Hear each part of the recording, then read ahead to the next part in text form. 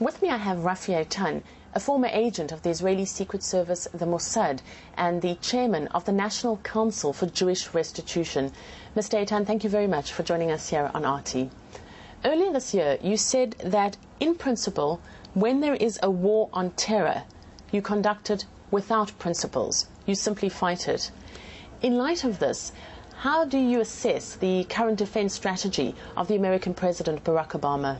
Well, Obama felt from the very beginning that he could conquer, by dialogue, let's say, Iran.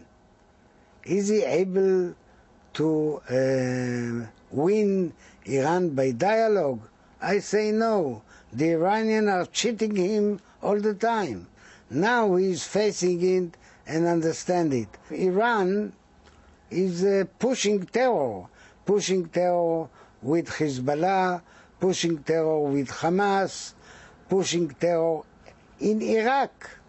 The Shia in Iraq is in practice today a tool in the hand of the Iranian.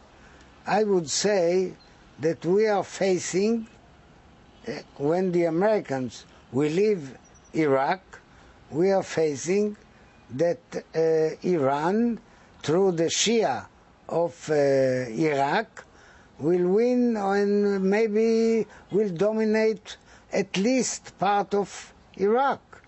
Some people say that today there is some agreement between Iran and Turkey that the Turkish will dominate the northern part of Iraq, including the Kurds, and the Iranian, the south part of Iraq, including Baghdad. What do you think should be done with Iran? You were involved in the Israeli operation to take out the Iraqi nuclear reactor in 1981. Do you think that a similar operation is feasible in Iran? Today, the situation today and the situation even 5 years ago was completely different, because Iran, from the very beginning, developed few sites, let's say more or less 15 or 20 sites, and not one site. And from the very beginning, they defended themselves in a way that one strike it's not enough. So in practice, the way that was done in Iraq 20 years ago or so, 25 years ago, is no valid today. And the only way is first political way, and second sanction way. Sanction way if it's done correctly, if everybody is taking part, including Russia. I stress, including Russia, including China. If that will happen, Iran will give up. One of the former Israeli Prime Ministers, Menachem Begin, appointed you as a top advisor on counter-terrorism. Do you think that Israel dealt sufficiently well enough with the problem of terror, particularly in the years after the Intifada? Look, we had many failures. Let's start from this.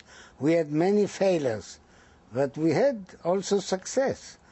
Today, look today, the Hamas from Gaza, in practice, stopped most of the terror activity.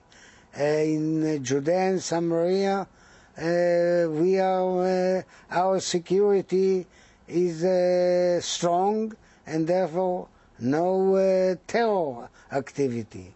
So in practice, on the bottom line, we won. Can these measures continue indefinitely?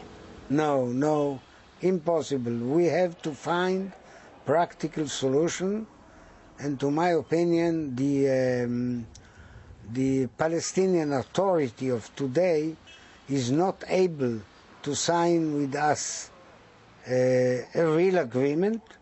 They are not able because of the Hamas and because of the pushing of the Iranian. We must, to my opinion, to go to some one-sided solution.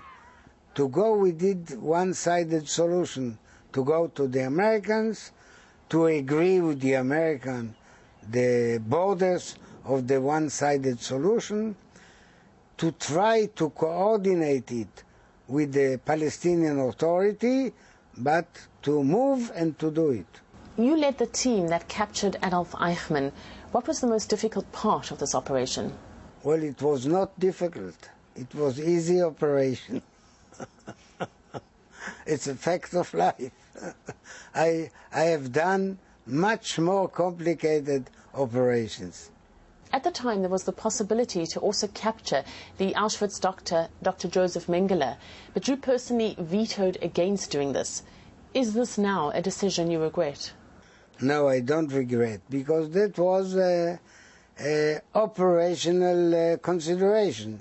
I thought that we had Eichmann in our hands, and if we are going to do another project at the same time, we endanger, we risk the first operation. So I said, look, we should finish first the first operation, and then we should go to the second one. But what happened? Ben-Gurion decided that for him, he didn't want revenge. For him, it was enough that Eichmann, who was at the head of the Holocaust, would be before trial. And on the we brought Eichmann on the 21st of May 1960 to Israel, and on the 23rd, Ben-Gurion announced it in the Knesset. Okay? And therefore it was well known all over the world, and when we came to Mengele apartment, he was not there anymore. What did the capture of Eichmann mean for the state of Israel? You see, the Holocaust survivors that arrived to Israel, they didn't talk. And when Eichmann trial was on the air, and every evening you heard from the news what happened in the trial, and the newspapers were full of stories, so their heart was open, and they started talking. They started, as they say themselves, live again. They were not ashamed that they were survived. Up to the trial, many of them were ashamed that they were survived and others were killed. What did it mean for you to be involved in this operation? When Eichmann was with his head on my knees, and I put my fingers on his belly, and I felt the scar that I knew from his files that the scar should be there. And when I felt the scar, I was sure that the man that we captured really was Eichmann.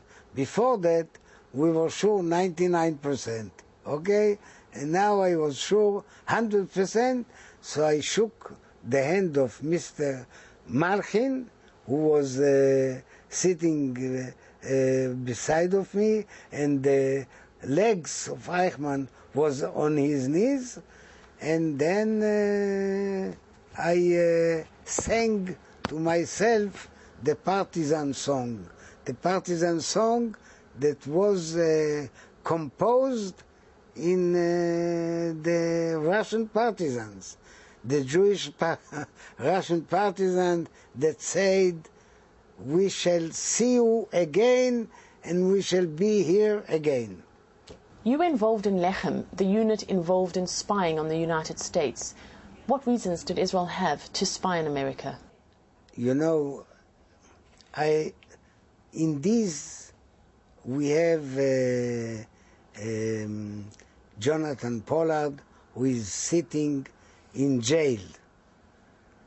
I wouldn't like to talk about it, because anything that I say might not help him. So far as he is in jail, it's better I don't talk. There are allegations that in the 70s, Israel tried to sell nuclear technology to South Africa. Do you think that there's any truth in these allegations? So far as I know, Israel never sold nuclear knowledge to South Africa. Recently, the Mossad was back in the headlines with allegations of falsifying passports in Dubai. Do you think that the organization is still the same organization it was when you were involved? Look, about Dubai, I know what you know. That means from the newspaper. The ability for agents to communicate with their headquarters is much, much better today. Today, you could, by mail, send anywhere in the world in a very quick time, and if you do it wisely, nobody could know about it.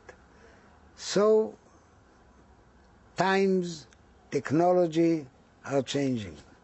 Mr. Rafi Eitan, thank you very much for joining us here on RT. Thank you.